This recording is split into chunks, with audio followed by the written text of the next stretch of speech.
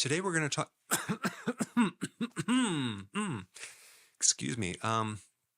Today we're going to talk about how to get rid of phlegm that is stuck in your lungs. Now, far too often people reach for over-the-counter medications and they wonder why those treatments don't work and sometimes even have side effects. Now, there's two categories that these medications fit into.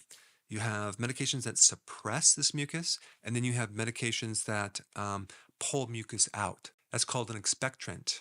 And of course, anytime you suppress mucus or a cough, you may end up having that infection a lot longer, and then you may also weaken your immune system.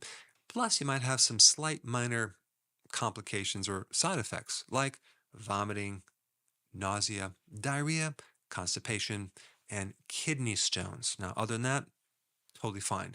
And I'm describing the one medication that is an FDA-approved expectorant. All the other ones are things that suppress mucus. So, of course, I think the best thing to do is to look for a natural remedy, which I'm going to talk about right now. But I do want to mention it's important to exercise your lungs if you have this mucus that's trapped down into the lower part of your lungs. In other words, you might want to try alternating breathing through your chest, deep breaths through the nose, and also then stomach breathing, where you're pumping the diaphragm up and down so you can mobilize some of this mucus.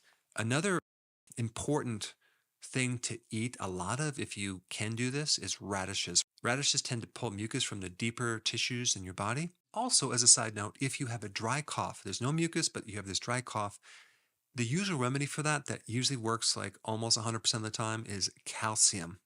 Any type of calcium, you just take it and it will tend to help get rid of that dry cough. Great for kids as well as adults. In fact, one of the medications out there for blood pressure called a calcium channel blocker works by blocking calcium, and the side effect from that is coughing.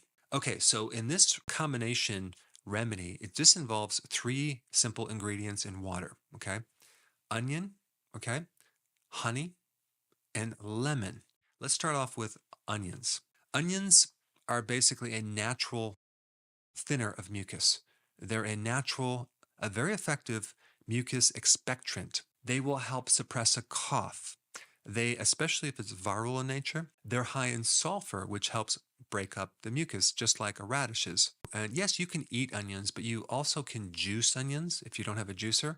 What you do is you get a grater and you grate the onions in a little bowl. You put that then in a strainer with some maybe paper towel, and you push the juice out of it, and all you really need is 1 tablespoon of this onion juice, and that's basically 14.7 milliliters for those people in Europe. Onions are also one of the highest sources of quercetin. Okay, now quercetin is a natural antihistamine, and it has no side effects, so it's really good for allergies and mucus production and inflammation, and it calms down an overactive immune system. So we're going to combine this onion juice with the next thing on the list, which is honey. Now, if you can get the Manuka honey, that's a little bit better, but any of the raw honeys will work. Honey has been a known great remedy to suppress coughing, to help as a natural expectorant, to help with mucus, as an antimicrobial, anti-inflammatory.